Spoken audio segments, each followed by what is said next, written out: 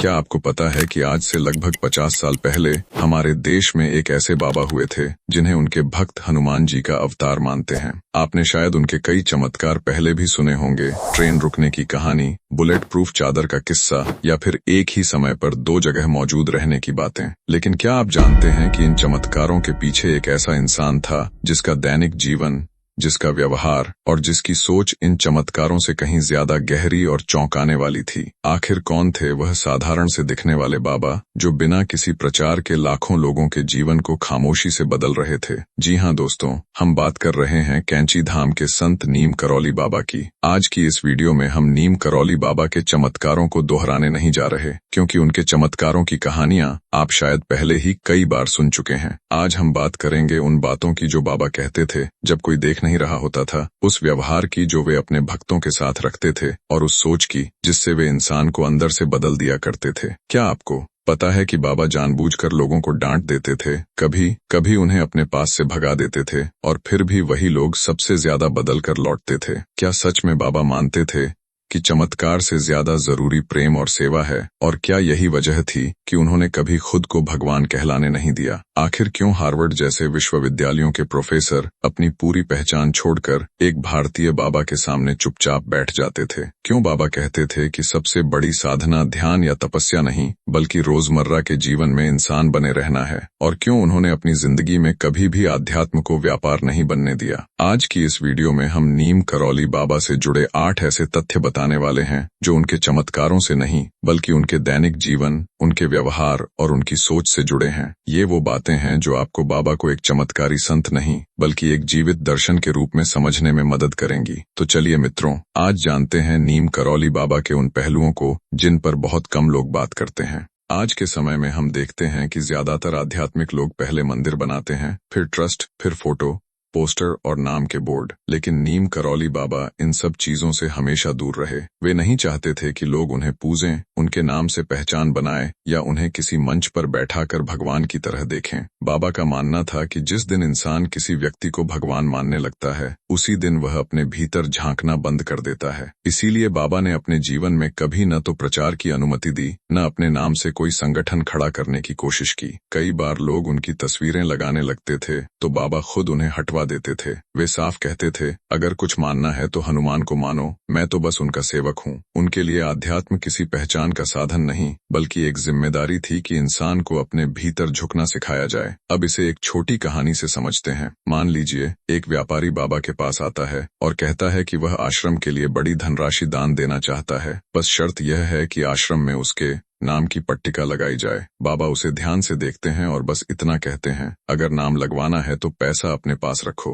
व्यापारी चौंक जाता है, उसे समझ नहीं आता कि दान ठुकराया कैसे जा सकता है, लेकिन वही शब्द उसके भीतर कहीं गहरे बैठ जाते हैं। उसे पहली बार एहसास होता है कि यहाँ पैसा नहीं, नियत देखी जा रही थी। यही कारण था कि नीम करौली बाबा कभी ब्रांड नहीं बने, फिर भी लोग उन्हें ढूंढते रहे, क्योंकि जहाँ दिखावा नहीं होता वहीं सच्चाई टिकती है। और शायद यही वजह है कि बाबा आज भी लाखों लोगों के लिए एक नाम नहीं बल्कि एक अनुभव है। नीम करौली बाबा की सबसे दिलचस्प बात यह थी कि उनका प्रभाव केवल भारत तक सीमित नहीं था। पश्चिमी देशों से आए कई पढ़े लिखे लोग, वैज्ञानिक, प्रोफेसर और विचारक उनके पास किसी चमत्कार की तलाश में नहीं बल्कि मन की उलझन लेकर आते थे। इन्हीं में से एक थे हार्वर्ड यूनिवर्सिटी के प्रोफेसर रिचर्ड अल्बर्ट, जो उस समय पश्चिमी दुनिया में मानसिक चेतना और नशे से जुड़े प्रयोगों के लिए काफी प्रसिद्ध थे। रिचर्ड का मानना था कि थोड़ी सी मात्रा में कुछ पदार्थ इंसान को आध्यात्मिक अनुभव करा सकते हैं, लेकिन नीम करौली बाबा इस सोच को बिल्कुल अलग नजर से देखते थे। कहानी के अनुसार एक दिन रिचर्ड अल्बर्ट ने बाबा से पूछा कि क्या वे जानते हैं वह किस तरह के प्रयोग कर रहे हैं। बाबा ने बिना किसी विवरण के ठीक वही बता दिया जो रिचर्ड अपने भीतर छिपाए हुए था। यह सुनकर वह हैरान रह गया। इसके बाद रिचर्ड ने बाबा के सामने वही पदार्थ रखा जिसकी एक बहुत छोटी सी मात्रा किसी भी इंसान को कुछ समय के लिए पूरी तरह बदली हुई अवस्था में ले जाती थी। लेकिन जो हुआ वह उसकी कल्पना से भी बाहर था। बाबा ने उसे बिना किसी हिचक के मुट्ठी भर मात्रा में ले लिया और फिर भी पूरी तरह सामान्य, शांत और स्थिर बने रहे। उनके चेहरे पर न कोई बदलाव था, न आंखों में कोई असामान्यता। यह दृश्य देखकर वह पश्चिमी प्रोफेसर भीतर से हिल गया। जिस चीज के लिए वह सालों से प्रयोग, शोध और जोखिम उठा रहा था, वह बाबा के लिए महज एक तुच्छ अनुभव था। तभी बाबा ने उससे कहा, यह रास्ता नहीं है। उस एक वाक्य ने रिचर्ड की पूरी सोच बदल दी। यही वह क्षण था जब उसने नशे के रास्ते को छोड़कर सेवा, प्रेम और भक्ति का मार्ग चुना और आगे चलकर वह दुनिया को रामदास के नाम से जाना गया। कहा जाता है कि इसी घटना के बाद पश्चिमी दुनिया में अध्यात्म को देखने का नजरिया हमेशा के लिए बदल गया। नीम करौली बाबा के पास आने वाले ज्यादातर लोग अपने भविष्य को जानने की इच्छा लेकर आते थे। कोई नौकरी को लेकर चिंतित होता, कोई विवाह को लेकर, तो कोई बीमारी या धन को लेकर। लेकिन बाबा का तरीका दूसरे साधु संतों से बिल्कुल अलग था। वे कभी तारीखें नहीं बताते थे, कभी लिखकर कुछ नहीं देते थे और न ही भविष्य को लेकर लंबे वाक्य बोलते थे। अक्सर वे बस इतना कहते, हो जाएगा या फिर नहीं होगा, और फिर बात वहीं समाप्त कर देते। एक बार की बात है, एक युवक बहुत बेचैन मन से बाबा के पास पहुंचा। वह बार बार पूछ रहा था कि उसका काम कब बनेगा, कितना समय लगेगा और क्या वह सफल होगा या नहीं। बाबा ने उसे कुछ देर देखा और फिर कहा, तुम्हें उत्तर नहीं चाहिए, तुम्हें भरोसा चाहिए। युवक को यह बात पहले समझ नहीं आई, लेकिन कुछ समय बाद जब उसकी बेचैनी कम होने लगी, तब उसे एहसास हुआ कि बाबा ने उसके प्रश्न का नहीं, उसकी मानसिक अवस्था का समाधान किया था। बाबा मानते थे कि अगर इंसान भविष्य में उलझा रहेगा तो वह वर्तमान को कभी पूरा नहीं जी पाएगा। इसीलिए वे भविष्य बताने से बचते थे। उनका कहना था कि भविष्य जानना आत्मनिर्भरता नहीं बल्कि निर्भरता पैदा करता है। और शायद यही कारण है कि बाबा के पास से लौटने वाले लोग उत्तर लेकर नहीं बल्कि एक अलग तरह की शांति लेकर जाते थे। एक ऐसी शांति जिसमें इंसान खुद पर भरोसा करना सीख जाता है। नीम करौली बाबा से जुड़ी अनगिनत कहानियां हैं जिन्हें लोग चमत्कार कहते हैं, लेकिन हैरानी की बात यह है कि इनमें से किसी भी घटना पर बाबा ने कभी विस्तार से कुछ समझाने की कोशिश नहीं की। जब लोग उनसे पूछते कि यह कैसे हुआ, तो बाबा बस मुस्कुरा देते या विषय बदल देते, मानो वे यह कहना चाहते हों कि जो हुआ वह समझाने की चीज नहीं है। एक बार किसी भक्त ने बहुत आग्रह करके पूछा कि आखिर बाबा यह सब कैसे कर लेते हैं। बाबा ने उसे देखा और शांति से कहा, जिसे समझना है उसे अनुभव होगा, जिसे साबित करना है वह कभी नहीं समझेगा। यह सुनकर वह व्यक्ति चुप हो गया। उसे पहली बार यह एहसास हुआ कि बाबा चमत्कार नहीं बल्कि चमत्कार की आदत से इंसान को मुक्त करना चाहते थे। वे नहीं चाहते थे कि लोग घटनाओं में उलझ जाए, वे चाहते थे कि लोग अपने भीतर झांकें। बाबा का मानना था कि अगर हर चीज की व्याख्या कर दी जाए तो इंसान जिम्मेदारी लेना छोड़ देता है। वह हर बार किसी बाहरी शक्ति पर निर्भर होने लगता है। इसीलिए बाबा अपने चमत्कारों को न तो स्वीकार करते थे न नकारते थे। वे बस अपना जीवन सादगी, सेवा और प्रेम में जीते रहे। और शायद यही उनकी सबसे बड़ी शिक्षा थी कि सच को शोर की नहीं, खामोशी की जरूरत होती है। नीम करौली बाबा के लिए धर्म मंत्रों या प्रवचनों में नहीं था। धर्म उनके लिए सीधे इंसान की भूख से जुड़ा हुआ था। वे साफ शब्दों में कहते थे कि जब पेट खाली होता है तो मन भगवान को याद नहीं कर पाता। इसीलिए बाबा का सबसे सख्त नियम था, जो भी आश्रम आए, चाहे वह कोई भी हो, भूखा लौटना नहीं चाहिए। ना जात पूछी जाती थी, ना हैसियत, ना आचरण। उनके लिए हर भूखा इंसान पहले इंसान था, बाद में भक्त। एक बार की बात है, आश्रम में भोजन बन रहा था और अचानक किसी ने बताया कि राशन कम पड़ गया है। सेवक घबरा गए कि इतने लोगों को कैसे खिलाया जाएगा। जब यह बात बाबा तक पहुंची तो उन्होंने नाराज होकर कहा, जब तक एक भी आदमी बिना खाए बैठा है तब तक चिंता मत करो कि सामग्री कम है। कहा जाता है कि उस दिन भोजन कभी खत्म ही नहीं हुआ। लोग खाते रहे और प्रसाद फिर भी बचा रहा। लेकिन बाबा ने इसे कभी चमत्कार नहीं कहा। उनका कहना था, जब नीयत साफ हो तो कमी टिकती नहीं। बाबा मानते थे कि सेवा कोई विशेष कार्य नहीं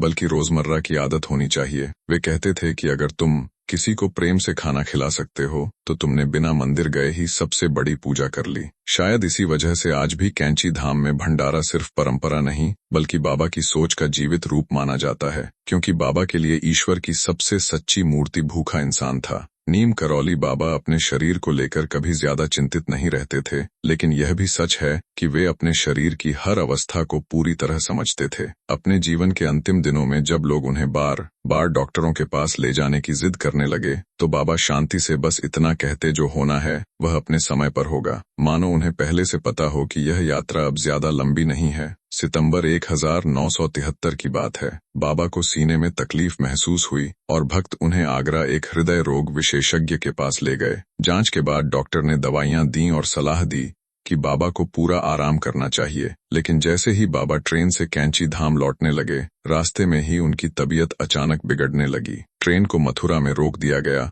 और बाबा के निर्देश पर उन्हें वृंदावन आश्रम ले जाया गया। वहां डॉक्टरों ने उन्हें ऑक्सीजन मास्क लगाया, इंजेक्शन दिए और कहा कि वे डायबिटिक कोमा में हैं। कुछ देर बाद बाबा ने धीरे धीरे अपने चेहरे से ऑक्सीजन मास्क हटाया। डॉक्टर घबरा गए, लेकिन बाबा के चेहरे पर कोई भय नहीं था। उन्होंने शांत स्वर में कहा, यह सब व्यर्थ है, मेरे लिए गंगाजल लेकर आओ। इसके बाद बाबा जय जगदीश हरे का जाप करने लगे। हर मंत्र के साथ उनकी आवाज धीरे धीरे मंद होती गई, मानो वे इस संसार से अलविदा कह रहे हों। और ठीक रात करीब 1:15 बजे, बिना किसी संघर्ष के, बिना किसी घबराहट के, नीम करौली बाबा मौन हो गए। उस क्षण कमरे में मौजूद लोगों को यह एहसास हो गया कि बाबा अचानक नहीं गए थे। वे जानते थे कि कब रुकना है, कब शरीर छोड़ना है। जैसे कोई यात्री अपना काम पूरा करके शांत मन से स्टेशन पर उतर जाए। बाबा का जाना मृत्यु जैसा नहीं लगा, बल्कि एक पूरी हुई यात्रा जैसा था। और शायद यही वजह है कि आज भी लोग कहते हैं, बाबा देह से गए हैं, पर उनकी उपस्थिति अब भी महसूस होती है। नीम करौली बाबा तो आज हमारे बीच शरीर के रूप में मौजूद नहीं हैं, लेकिन उनके विचार, उनकी सोच और उनका व्यवहार आज भी उतना ही जीवित है जितना तब हुआ करता था। क्योंकि बाबा की असली शक्ति किसी चमत्कार में नहीं, बल्कि उस तरीके में थी जिससे वे इंसान को खुद से मिलवाते थे। उन्होंने हमें यह नहीं सिखाया कि भगवान को कैसे पाया जाए, उन्होंने यह सिखाया कि इंसान कैसे बना जाए। प्रेम को साधना बनाया, सेवा को धर्म बनाया